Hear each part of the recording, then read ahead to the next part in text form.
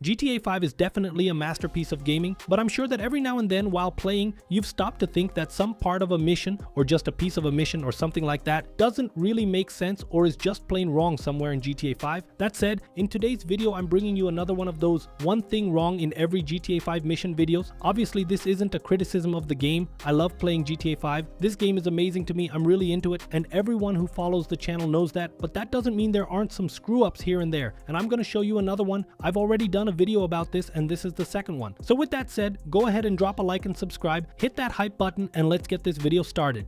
In the GTA 5 prologue, the cops are kinda buggy, the cops coming the wrong way when you're escaping by car. If you just stop your vehicle right in front of them and point a gun at them, they won't react at all. If you shoot, they do react, but if you don't shoot, they don't react in any way. This shows they weren't properly built or finished.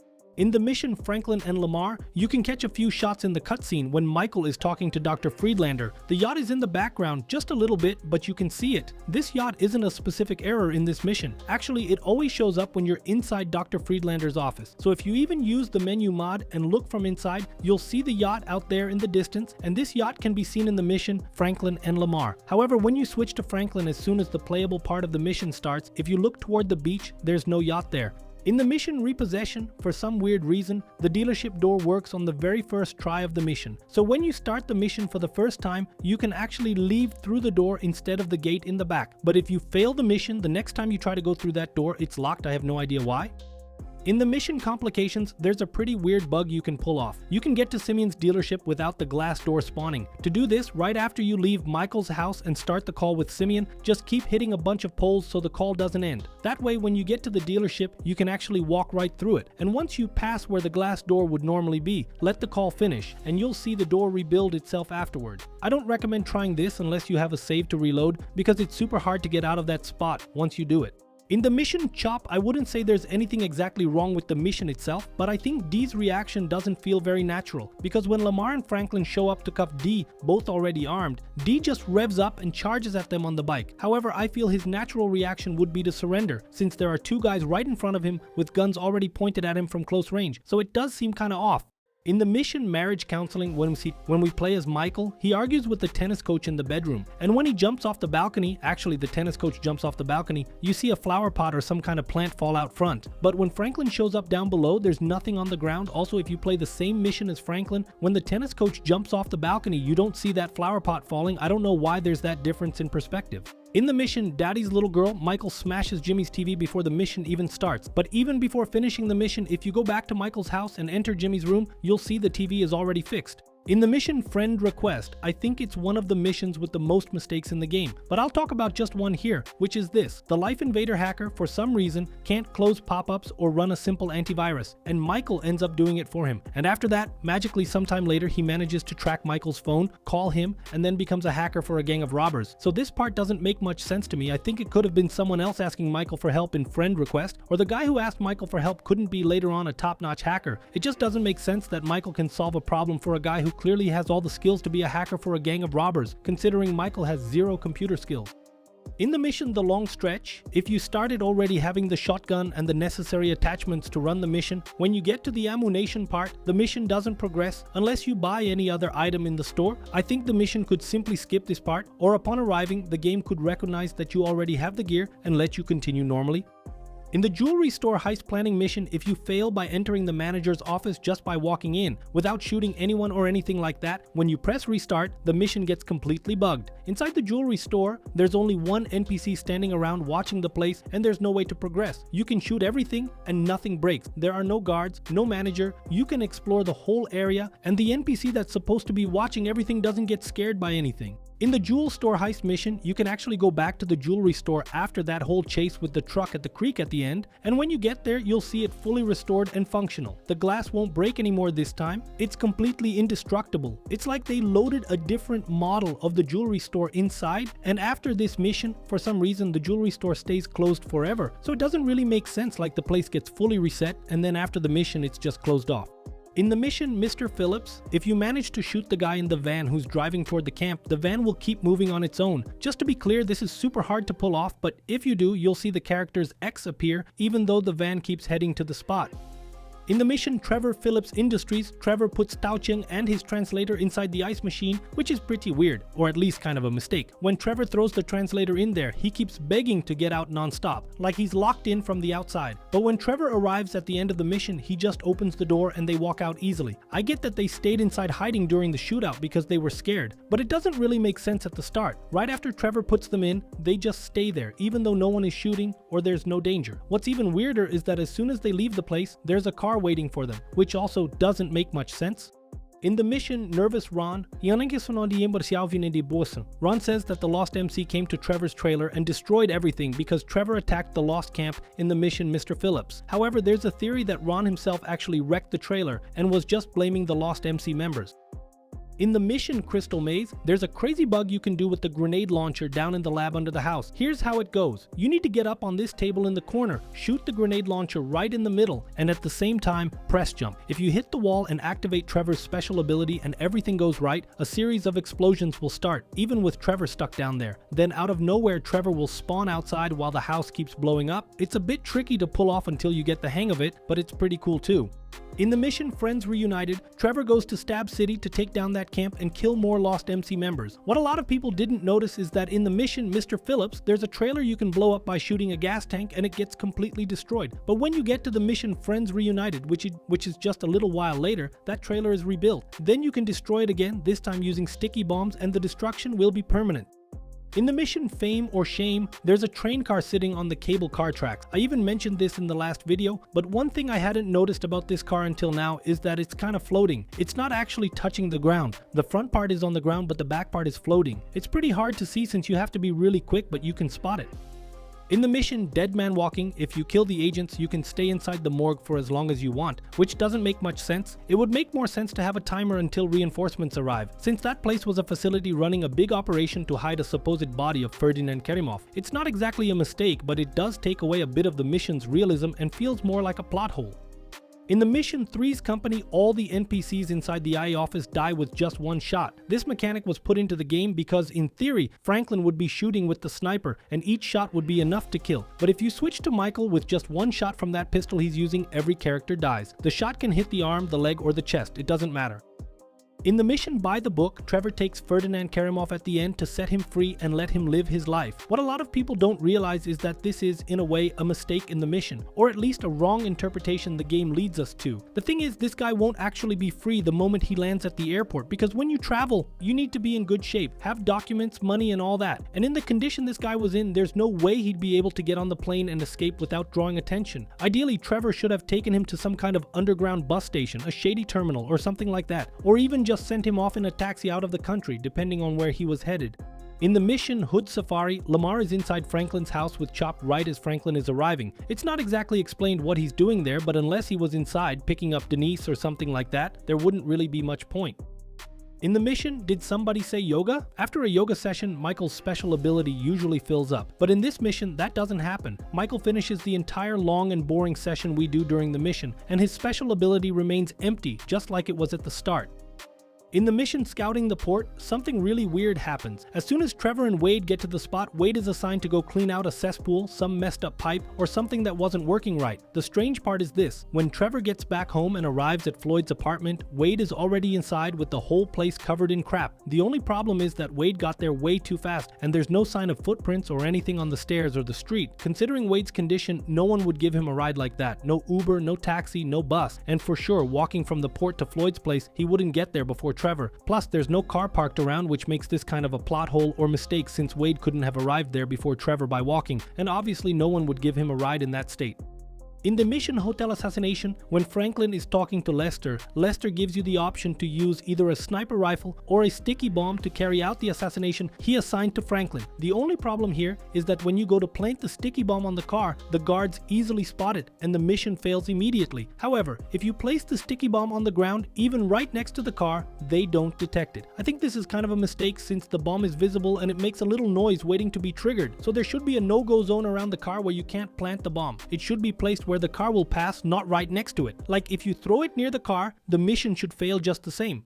In the mission Blitz Play, right at the moment when Franklin crashes the truck into the armored car, you can see a few seconds before that the garbage truck Michael was in is blocking the street. But at the exact second Franklin's truck hits the armored car, the garbage truck shifts position, parking a little more to the side, and Michael is already outside with his gun pointed at the armored car, which doesn't make much sense since it's just a split second for both Michael and the garbage truck to change position.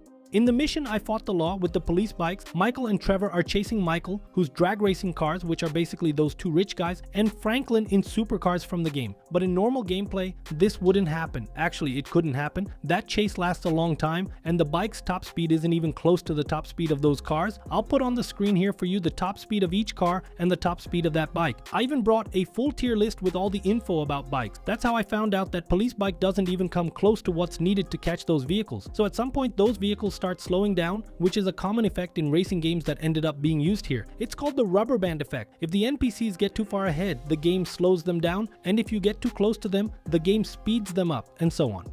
In the mission Eye in the Sky, if you start it with Trevor, you'll enter the police station first to grab the police helicopter. But if while you're inside the station you quickly pull out your phone and put it away again, the mission will fail because the cops will feel threatened. I'm not sure if it's a game bug or if the cops just think Trevor is about to draw a weapon or something like that, but either way, it's a pretty weird glitch.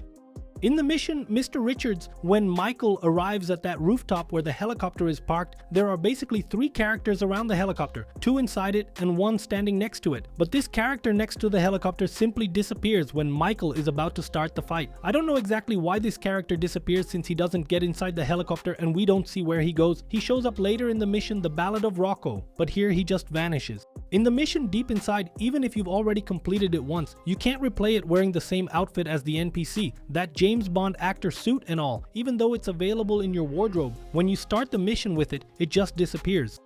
In the mission Caída Libre, Trevor and Michael are sent to destroy the plane or at least get rid of the witness, who is Javier, Martin Madrazo's cousin. However, even after we kill this NPC, we can still see NPCs exactly like him guarding Martin Madrazo's house later on. I think since he's a specific NPC that we kill in a mission, Javier, Martin Madrazo's cousin, he could have had a different model that wouldn't keep loading after he's dead. But that doesn't happen. The same NPC model of Javier ends up being used as guards or other members of Martin Madrazo's cartel.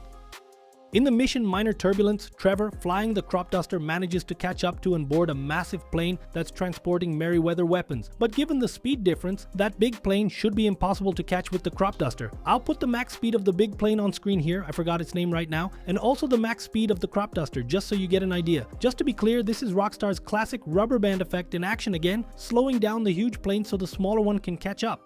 In the mission Predator, when Franklin is chasing the O'Neill brothers, their car becomes completely indestructible. You can shoot the tires, the whole car, nothing but the windows will break. In fact, if you manage to stick sticky bombs and blow it up, the car still won't get destroyed. I know this is probably a mechanic to make sure the mission plays out fully and we get to hear all the dialogue in the forest and everything, but I think it would be cool if it were possible to kill them right there. Maybe a bit harder, but still possible. In the mission Derailed, the train conductor is in the wrong spot or out of place. If you pay attention in the regular game, the conductor is always on one side of the train facing forward. He's usually on the right side, but specifically in this mission, he's on the left side. In the Paleto Bay heist setup mission, Lester says when shooting the alarm that you have to shoot from a distance so you won't be seen by the cameras. He doesn't say this right away if you're far away, but if Michael gets close to the alarm, he tells you to back off so you won't be spotted by the cameras and possibly fail. Even so, if you steal a vehicle, jump in, and ram straight into the alarm with your gun, the alarm will go off but the mission won't fail. In other words, getting close doesn't actually mess anything up, even if the dialogue suggests otherwise. In the Paleto Bay heist, if you pick Norm Richards, no matter his skill level, he's always going to die. However, there's a bug you can exploit to save Norm Richards, and here's how. Right before Norm is about to die, you place some sticky bombs where the vehicle that's going to kill him will arrive. The moment he's about to die, you detonate those sticky bombs, and that saves him. The funny thing is, the game keeps going like normal, and Norm keeps playing as usual. But later on, some dialogue lines will refer to the NPC as if it's another shooter, like Paki or Gustavo Mota, since Norm normally wouldn't have any survival dialogue. At the end of the mission, Hang 10, Trevor supposedly kills the manager and puts him in the fridge. We can see this at the start of the mission, surveying the score. However, if you go to the location after Trevor does this, you don't see the manager anywhere, not even in the fridge. In theory, since no one is holding him, that NPC should be lying on the ground. This same issue also happens in the next mission, which is surveying the score, because even when the character falls to the ground, if you return to the spot, you can't see any NPC there. In the mission Surveying the Score, when Trevor and Lester are inside the helicopter, Lester tells you not to fly over the prison to avoid setting off the alarm. However, even if you fly right over and close to the prison, the alarm won't go off. In the mission Bury the Hatchet, there's a possible mistake with Michael's age, specifically on his tombstone. According to Michael's gravestone, he was born in 1965 and the game takes place in 2013, which would make him 48 years old in total. However, in the mission Nervous Ron, Trevor tells Wade to look for a 45-year-old man, and Lester also refers to Michael as a 45-year-old man. Michael fucking Townley, right? Bitch wife, 2 kids, 45, find him? And Lester also refers to Michael as if he were that age when he's grabbing the retro bag to break into Life Invader.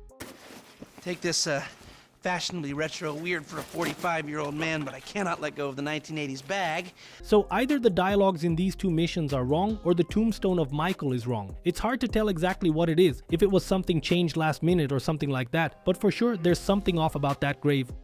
In the mission Pac-Man, Franklin says that now in James Bond's car, there are some extra weapons that can be used during the mission, which are the spikes and the machine gun. But there's one detail Franklin doesn't mention: the color of the license plate. When this vehicle is stolen in the mission, deep inside it has a white plate with black letters. However, in this mission it has a black plate with yellow or white letters. I can't quite remember. So, I don't know if that's a mistake or if it was swapped out or something, maybe just to be shipped out of the country or whatever. To me it seemed a bit inconsistent.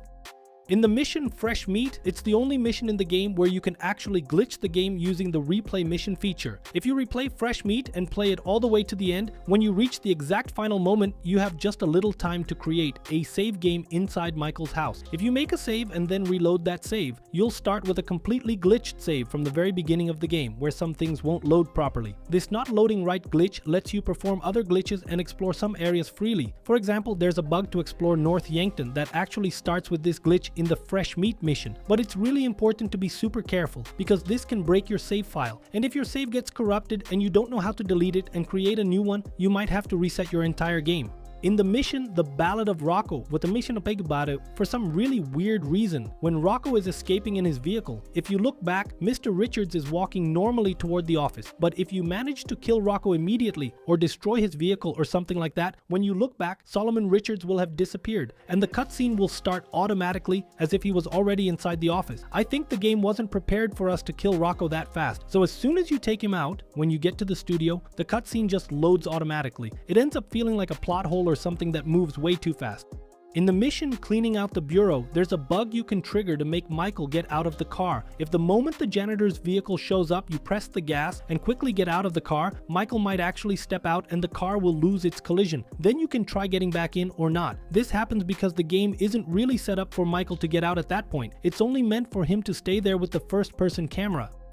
In the FIB heist, Firefighter's version, depending on Norm Richards' experience level, he might die or not, but even if you have him with 0 experience, there's a glitch you can do to save Norm Richards. If, before the moment he dies, when the door explodes and he falls to the ground, you fail the mission 3 times and choose to skip that part, the mission will continue, but this time with Norm alive. The funny part is that the game isn't really prepared to see Norm survive that part of the mission, and several dialogues will happen as if he wasn't exactly him, like he was another heist member such as Gustavo Mota, Packy McReady, or other characters.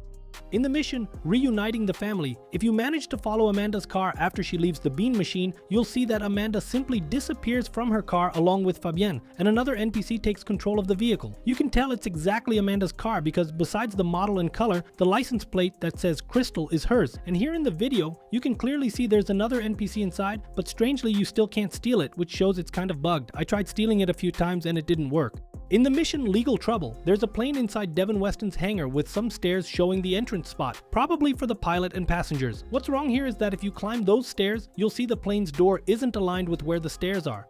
In the mission Meltdown, when Michael is going up the stairs at the end, Tracy's room door is completely shut, not even slightly open, but as soon as Michael hits the ground, the door is wide open with Amanda and Tracy watching. In the mission The Wrap-Up, right after the shootout starts at the court center, all the characters scatter in different directions. If you try to follow the exact path that Dave Norton takes, no matter how you try to get through, you're always going to die in that spot. The game doesn't want you following Dave Norton no matter what, so it blocks the way there with the helicopter crash. But if you try to get through using mods or something like that, the game will still keep failing you.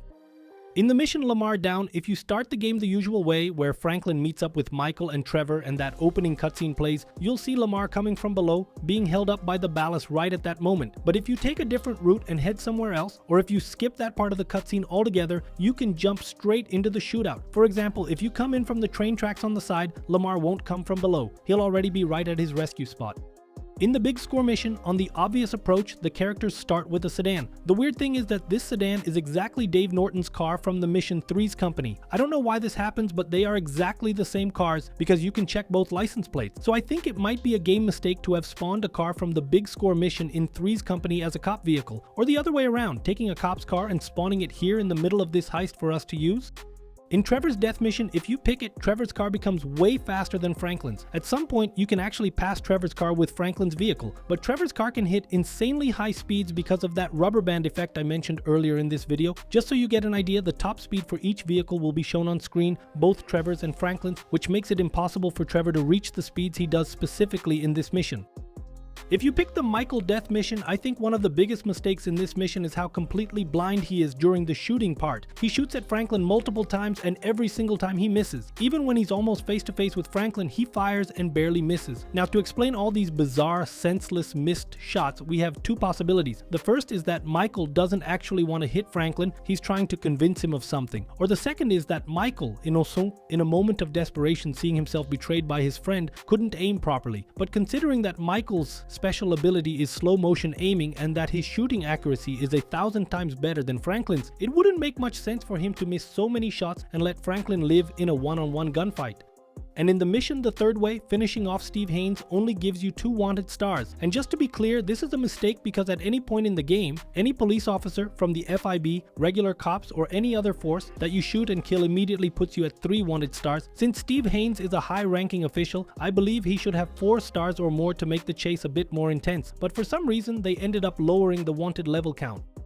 And to wrap up this video here, it's not exactly one thing wrong in every mission. I want to say that some viewers on the channel are doing something seriously wrong. More than 80% of the viewers who regularly watch the channel aren't subscribed yet. So go ahead and subscribe to the channel, because when you do that, YouTube knows you liked the video and starts recommending it not just to you, but to more people too, helping the channel grow. And as the channel grows, I'll be bringing even better content for you guys, especially focusing on GTA 6. I hope you enjoyed it. If you did, don't forget to leave a like and subscribe, and click right here next to the yellow arrow to watch part 1 of One Thing Wrong in every mission of GTA 5. There's a ton of stuff there too. I'm sure you'll be impressed. That said, big hugs, I'm out, and I'll see you in the next video.